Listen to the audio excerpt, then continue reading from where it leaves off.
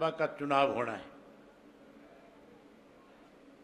Vote आपका है, मत आपका है, विश्वास आपका है, फैसला आपने करना है। साथियों, वोट डालने से पहले कुछ बातों पे विचार जरूर करना। आप लोगों ने आज से 10 वर्ष पहले कांग्रेस पार्टी को सत्ता से बाहर करने का काम किया था। आप लोगों ने 10 साल पहले भारतीय जनता पार्टी को सत्ता में लाने का काम किया था। देश में बीजेपी की सरकार बनने के बाद इस 10 वर्ष में किस किस्म के हालात रहे, हमें किन किन दिक्कत और कठिनाइयों का सामना करना पड़ा। भारतीय जनता पार्टी ने 10 वर्ष पहले जो वायदे हम लोगों के साथ किए थे, उन वायदों को पूरा करने की बजाय कुछ ऐसे निर्णय लिए थे जिससे देश का आम नागरिक भारतीय जनता पार्टी की सरकार से दुखी हो गया, परेशान हो गया। आज पूरे देश के लोगों ने एक मन बना रखा है कि हम भारतीय जनता पार्टी को सत्ता से बाहर करना चाहते हैं। हरियाणा प्रदेश में लोगों ने आज से 2 वर्ष पहले इस बात का फैसला कर लिया था कि जब लोकसभा का चुनाव आएगा, जिस भारतीय जनता पार्टी ने हरियाणा प्रदेश के हर वर्ग के लोगों को दुखी और परेशान करने का काम किया, उन सब ने एक मन और फैसला बना लिया था कि जैसे चुनाव आएगा भाजपा को सत्ता से बाहर कर देंगे। इस बात को मैंने बहुत नजदीक से देखा और समझा है। साथियों, 24 फरवरी पिछले साल 2023 में इंडियन नेशनल लोकदल पार्टी की तरफ से पूरे प्रदेश के 90 के 90 विधानसभा क्षेत्रों में परिवर्तन यात्रा का आयोजन किया गया था। चौधरी ओम प्रकाश चौटाला जी ने मेरे नेतृत्व के अंदर उस यात्रा की शुरुआत कराई थी। हमने 4200 किलोमीटर का सफर तय किया था। मैं 90 की 90 विधानसभा क्षेत्र के लोगों से मिला था। 2000 गांव, शहर और कस्बों में जाकर के आया था। हर गांव के अंदर लोगों के बीच में बैठ करके मैंने खुल करके बात और चर्चाएं करी थी कि भाजपा जजपा के गठबंधन की सरकार बनने के बाद हालात किस तरह के हैं। इस सरकार ने कोई ऐसा काम किया हो जिसकी वजह से आम साधारण व्यक्ति को किसी चीज का लाभ मिला हो। साथियों, लोगों ने खुल करके ये कहा था, हम समय की इंतजार कर रहे हैं, हम हर हालत में परिवर्तन लेकर के आएंगे और भाजपा को सत्ता से बाहर करेंगे।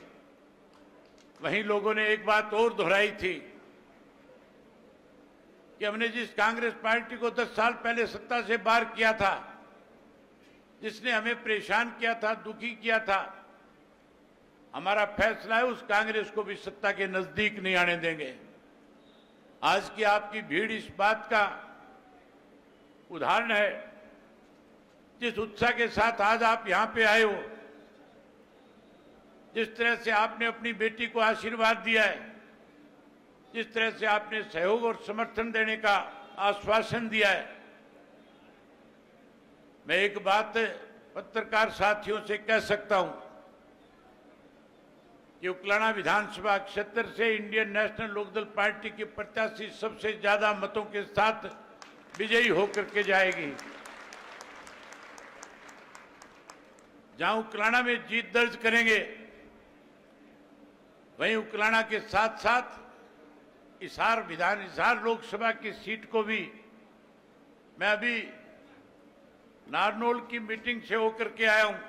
सिसाई गांव में मीटिंग थी, बड़ी भारी संख्या में लोग आए हुए थे, बहुत उत्साह था। मैं ये मान करके चलता था कि कार्यकर्ताओं की बैठक है, ज्यादा से ज्यादा 500, 700, 800, 1000 मिल सकते हैं, लेकिन हजारों की संख्या में लोगों ने आकर के इंडियन नेशनल लोकदल पार्टी को जहां ताकत देने का काम किया, वहीं इस बात का आश्वासन दिया था कि ज्यादा से ज्यादा मतों से नारनौल से भी जिता करके भेजने का काम करेंगे। साथियों, भारतीय जनता पार्टी ने सत्ता में आने से पहले बहुत बड़े बड़े वायदे हमारे साथ किए थे। अगर मैं एक एक वायदे का जिक्र करूंगा तो बहुत लंबा समय लग जाएगा। 4 ऐसे प्रमुख वायदे थे जिससे हर नागरिक प्रभावित होता था। हमारे देश के प्रधानमंत्री ने वादा किया था और कहा था कि अगर भारतीय जनता पार्टी की सरकार देश के अंदर बनी तो सरकार बनने के बाद 70 वर्ष में कांग्रेस के लोगों ने जो धन इस देश से लूट करके विदेश के बैंकों में जमा कराया, मैं उस काले धन को वापस लेकर के आऊंगा और हरियाणा प्रदेश ने देश के हर नागरिक के खाते में 15-15 लाख रुपया जमा कराने का काम करूंगा। वायदा मोदी जी का बहुत बड़ा था, हर आदमी प्रभावित हुआ, वोट दिए, भाजपा की सरकार बन गई। दूसरा वायदा किसान के साथ किया था, किसान को कहा था कैसे किसान का वोट भाजपा को मिले, उसके लिए वायदा किया और कहा कि स्वामीनाथन की रिपोर्ट को लागू करेंगे। जहां स्वामीनाथन की रिपोर्ट लागू करने की बात कही, वहीं एमएसपी का कानून बना करके देने की भी कही थी। साथियों, जब 2-3 साल का समय बीत गया और किसान संगठनों ने जब सरकार से इसकी मांग शुरू करी तो उनकी बात सुनने की बजाय 3 काले कानून बना दिए थे। ऐसे 3 काले कानून बने थे जिसकी वजह से देश का किसान जो है इकट्ठा हुआ और इकट्ठा होकर के नॉर्थ इंडिया का किसान, पंजाब, हरियाणा, राजस्थान, उत्तर प्रदेश, मध्य प्रदेश का लाखों किसान अपना घर बार, परिवार, बच्चे, खेत सब छोड़ करके दिल्ली के चारों तरफ जो बॉर्डर हरियाणा की सीमाओं के साथ लगते थे उनके ऊपर आकर के बैठ गया था। केवल वो किसान एक ही बात कह रहा था कि मोदी जी हमें एमएसपी का कानून बना करके दो, ये 3 काले कानून जो आपने लागू किए इनको वापस करो। मोदी जी ने कानून वापस लेने की बजाय किसानों को लंबे समय तक आंदोलन करने पे मजबूर किया। जब साथियों 750 किसानों ने शहादत दे दी, 13 महीने बीत गए, यूपी का जब चुनाव आया तो मोदी जी को ये बात समझ में आ गई थी कि अगर तैने ये काले कानून वापस नहीं लिए तो उत्तर प्रदेश में तेरी पार्टी को हार का सामना करना पड़ेगा। फिर एक दिन रात को अचानक टेलीविजन के ऊपर आए और आकर के कहने लगा कि मैं किसान भाइयों को समझा नहीं सका, मैं देश के किसानों से माफी मांगता हूं और साथ के साथ कहा कि मैं तीनों मेरे कानून बनाए गए थे उनको विड्रा करने का काम करता हूं। 13 महीने की लड़ाई के बाद आपने उस जंग को जीतने का काम किया। मोदी ने फिर वायदा किया था और कहा था कि एमएसपी का कानून बनाऊंगा, जो आज तक भी नहीं बना है। साथियों, उसकी वजह से आज भी किसान परेशान है। परसों की बात है, मैं कैलायत हल्के के गांव में गया हुआ था, लोगों के साथ बातचीत कर रहा था। एक बुजुर्ग खड़ा और मुझे कहने लगा कि चौधरी साहब, एसडीएम साहब को टेलीफोन करो। मैंने उनसे पूछा, बताओ क्या कठिनाई है, क्या बात है? तो कहने लगा कि मुझे गेहूं बेचे हुए 1 महीना हो गया, मेरी पेमेंट आज तक नहीं आई। सरकार की तरफ से कहा यह गया था कि 72 घंटे के अंदर अंदर तुम्हारी पेमेंट कर दी जाएगी। मुझे 1 महीने से पैसे नहीं मिल रहे, मुझे पैसा देना है, मेरे घर में प्रॉब्लम है, दिक्कत है। मैंने एसडीएम को टेलीफोन करके पूछा कि एसडीएम साहब क्या कारण है, इस बुजुर्ग के पैसे क्यों नहीं दिए जा रहे? एसडीएम का जवाब था कि जिस सरकार का फैसला है कि जब तक उठान नहीं होगा गेहूं का तब तक किसान की पेमेंट नहीं कर पाएंगे। बड़ी हैरानी की बात है, किसान की गेहूं खरीद ली जाती है, उठान 1-1 महीने नहीं करवाते। उस 1 महीने का उठान भी बेईमानी के साथ रोका जाता है। साथियों, कैसे किसान का 1 महीने का पैसे का ब्याज सत्ता में बैठे लोग खाएं, इसके लिए भी योजना तहत उठान ना करवा करके उसका 1 महीने का ब्याज खाने का काम करते हैं। जहां साथियों आज किसान इस बात को लेकर के परेशान था कि मुझे एमएसपी का कानून नहीं मिला, वही मोदी का वायदा था महंगाई कम करूंगा, आज महंगाई कम करने की बजाय महंगाई चरम सीमा पे पहुंचाने का काम किया है। आज आप कोई भी सामान बाजार से लेने जाते हो, खाद लेते हो, बीज लेते हो, डीजल लेते हो, पेट्रोल लेते हो, कीड़ेमार दवाइयां लेते हो, हर चीज के दाम बढ़े हुए हैं। जहां साथियों महंगाई बढ़ाई, वहीं भ्रष्टाचार आज चरम सीमा के ऊपर है।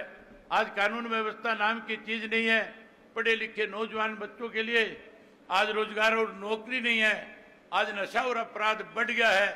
इसलिए आज हर आदमी ने एक फैसला कर लिया कि सरकार को सत्ता से बाहर करेंगे। जब मैं यात्रा के दौरान लोगों के बीच में जा रहा था, मैंने देखा था किसान परेशान था, मजदूर परेशान था, शहरों में व्यापारियों से मिला, व्यापारी परेशान था, मंडियों में मजदूरों से मिला, मजदूर परेशान था। हर वर्ग के लोग आज दुखी हैं, परेशान हैं। हर आदमी आज इस सरकार को बदलना चाहता है। जहां साथियों हर व्यक्ति बदलना चाहता है। आज उकलाना की जनता, हर गांव से आए हुए आप साथी बैठे हो, क्या आप भी सरकार को बदलना चाहते हो कि नहीं बदलना चाहते? बदलना चाहते हो तो दोनों हाथ खड़े करो मेरे साथ की, और एक बात जोर से बोल के कहो कि हम सरकार को बदलना चाहते हैं। और यह भी कहो कि चौधरी देवीलाल की नीतियों को लाना चाहते हैं। अगर आप चौधरी देवीलाल की नीतियों को लाना चाहते हो तो फिर साथियों आपको सोच बदलनी होगी। कमाल की बात है, यहां से जो तीन और प्रत्याशी चुनाव लड़ रहे हैं, उन तीनों ने चौधरी देवीलाल के फोटो लगा रखे हैं। तीनों के तीनों चौधरी देवीलाल के फोटो लगा करके वोट मांगने का काम करते हैं। लेकिन तीनों के तीनों ने कहीं ना कहीं चौधरी देवीलाल की नीतियों की पीठ में छोरों घोंपने का काम किया है।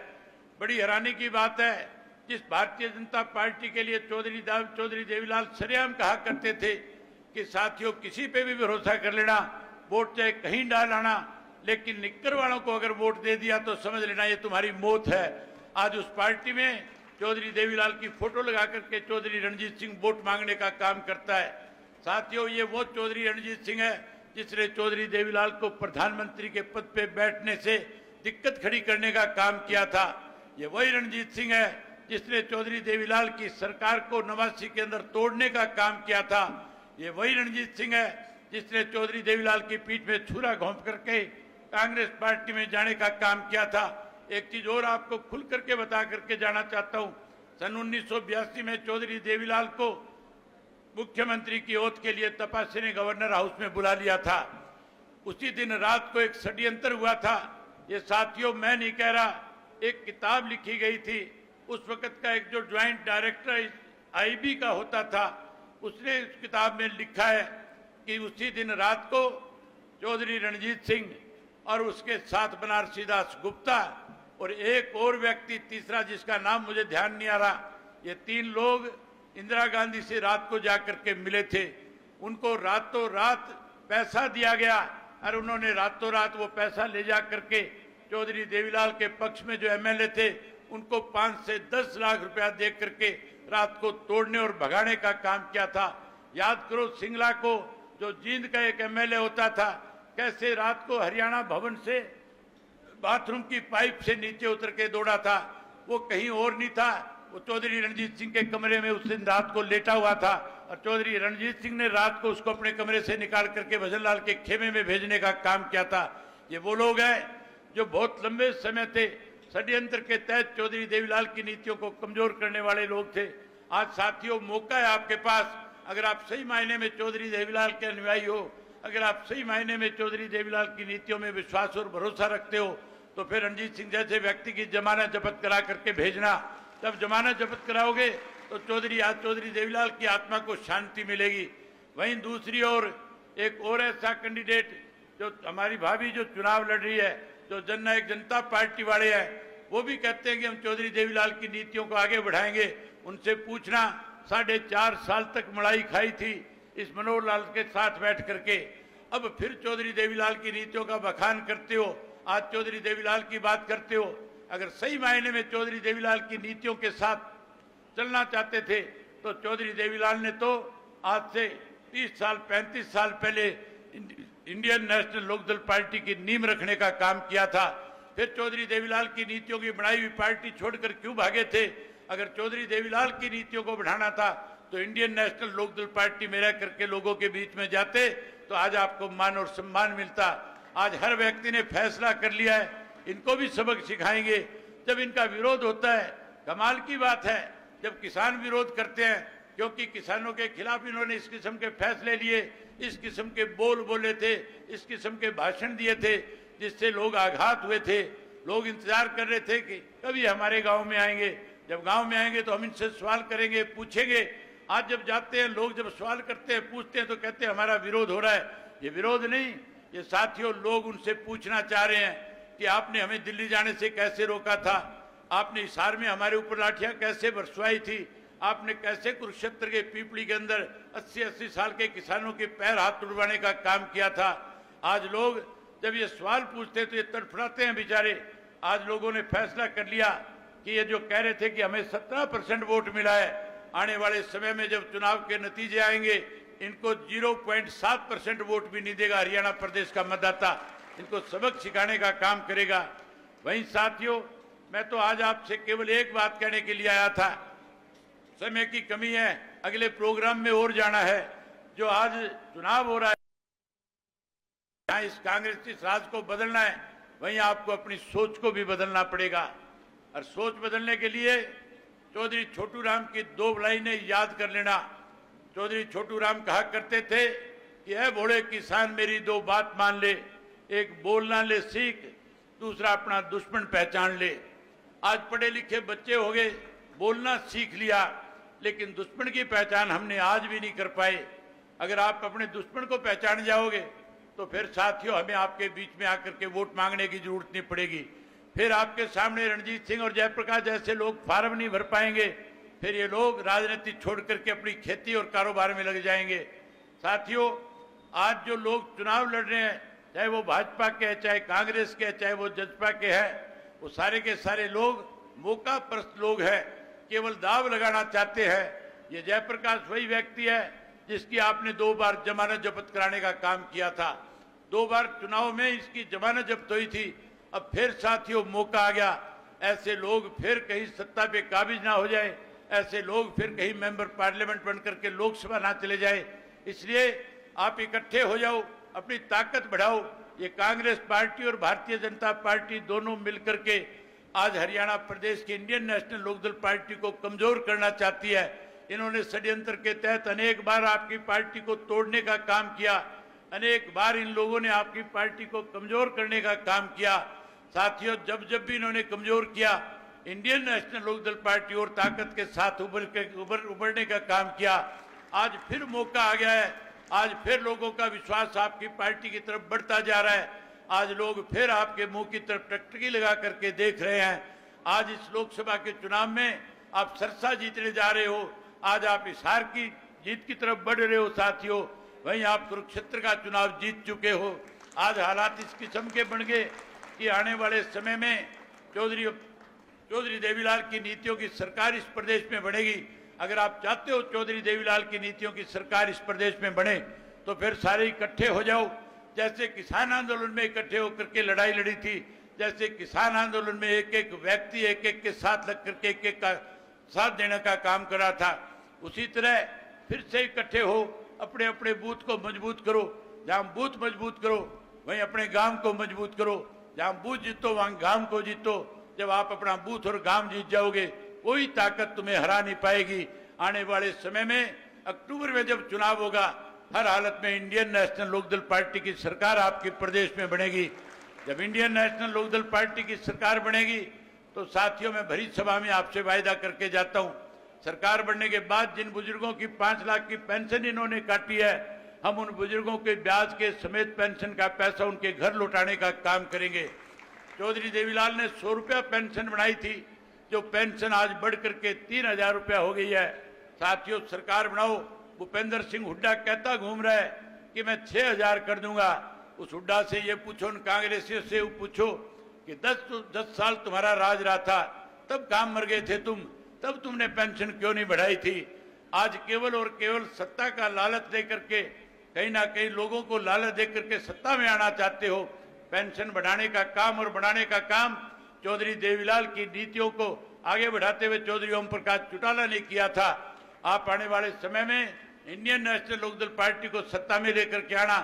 साथियों, इस पेंशन को बढ़ा करके 3,000 वाली को 7500 रुपया करके बुजुर्गों का मान सम्मान करेंगे। जहां पेंशन बढ़ाएंगे, माताएं बहनें बैठी है, मोदी ने इनको भी लालच दिया था, इनके आगे भी बड़ा झूठ बोला था, इनसे भी कहा था कि मेरी सरकार बनने के बाद गैस का सिलेंडर मुफ्त में मिला करेगा। मोदी ने तो गैस का सिलेंडर मुफ्त में नहीं दिया। आप सरकार बनाओ, सरकार बनने के बाद ये लोकसभा का चुनाव जिताओ, आगे आने वाले समय में फिर सरकार बनाने का काम करो। जब सरकार बना दोगे तो सरकार बनने के बाद महीने की पहली तारीख को सरकार की तरफ से गैस का सिलेंडर आपको मुफ्त में आपके घर में मिला करेगा। वहीं 1100 रुपया हर गृहिणी के खाते में उसकी रसोई बढ़िया चले उसका भी देने का काम करेंगे। वहीं साथियों, लोग, जब मैं यात्रा में गया हुआ था, लोगों की आम शिकायत थी बिजली को लेकर के कि हमारे मीटर घरों के बाहर लगा दिए। हमारे सामने बहुत परेशानी है, बिजली के 5-5, 10-10 हजार के बिल आते हैं। हमारा ये फैसला है, आने वाले समय में सरकार बनाओगे, अब लोकसभा जिताओगे, लोकसभा जीतने के बाद जब सरकार आपकी बनेगी तो सरकार बनने के बाद ये मीटर पड़वा करके मनोहर लाल खट्टर के घर के सामने ढेर मरवा दूंगा। जहां मीटर पड़वाऊंगा वहीं ऐसे नए मीटर आपको लगा करके दूंगा साथियों, जिनकी गरारी 500 पे आके फंस जाएगी, उससे ज्यादा किसी का बिल नहीं आएगा। वही जब मैं यात्रा में था, गरीब लोगों से मिला, उन्होंने मेरे सामने खूब खुल करके कहा कि हमारे पीले कार्ड काट दिए, हमारे राशन कार्ड काट दिए, हम उनके पीले कार्ड बहाल करेंगे, राशन कार्ड बहाल करेंगे। वहीं उसके साथ साथ साथियों, हर गरीब को 100 गज का प्लाट देख करके चौधरी देवीलाल आवास योजना के तहत पक्का मकान बना करके भी देंगे। ये तभी सारी चीजें संभव है जब इस लोकसभा के चुनाव में आप सुनहरा को ज्यादा से ज्यादा वोटों से जिताने का काम करोगे। मुझे भरोसा है, क्योंकि आपकी बेटी है, आप अपनी बेटी को मायूस नहीं होने देंगे। एक एक वोट जहां आप अपना दोगे, वहां आस पड़ोस से, दोस्तों से, मित्रों से, रिश्तेदारों से भी एक एक वोट दिलवा करके भारी बहुमत के साथ जिताने का काम करोगे। आप सब ने मेरी बात सुनी, आप सब इतनी बड़ी संख्या में आए, आप सबका बहुत धन्यवाद। जय हिंद, जय हरियाणा।